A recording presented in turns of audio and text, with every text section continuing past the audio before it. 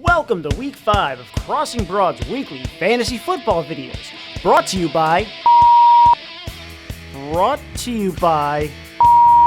That's weird, that's never happened before. All picks are brought to you by Crossing Broad's own fantasy guru, Neighbor Mike.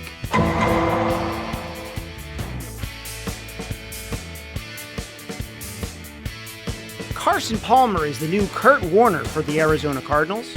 With 10 touchdowns and almost 1,200 passing yards, a $6,600 draft price tag is money in the bank against the fading Detroit Lions. The passing game is set to return to San Diego. Phillip Rivers gets his veteran tight end back in Week 5. Expect lots of throws and a return to form for the Chargers quarterback. Despite not getting a win against Washington, 3 touchdown passes for Sam Bradford are a very big positive for the Eagles and fantasy players. This week the Birds play New Orleans, who are almost dead last on offense. DeMarco Murray made it known he wasn't happy about how many times he had the ball against Washington. But against the Saints this weekend, who cannot stop the running game, Murray should be the go-to guy for rushes on Sunday. Once the Patriots start taking apart the Cowboys early on, the running game of LeGarrette Blount will take over, leading to lots of touches and racking up the fantasy yardage. Lighting things up last week for the Rams, Todd Gurley is the shiny new toy everyone wants to play with on their fantasy roster. Pick up this hot running back now while you can before he becomes a top value pick in the future. Although Alshon Jeffrey is still up in the air and a game-time decision, the Bears wide receiver is a go-to pair of hands down the field for Jay Cutler. Consider him this weekend if he's available. As the Chiefs' leading receiver, Jeremy Maclin has quietly put together a solid season so far. Playing a sore Bears defense at home, Maclin is not a player to be underestimated. Coming off a bye week and facing a Buffalo defense who are struggling to get on the same page, Kendall Wright grabbing whatever Marcus Mariota sends to him can be a common sight for the Titans.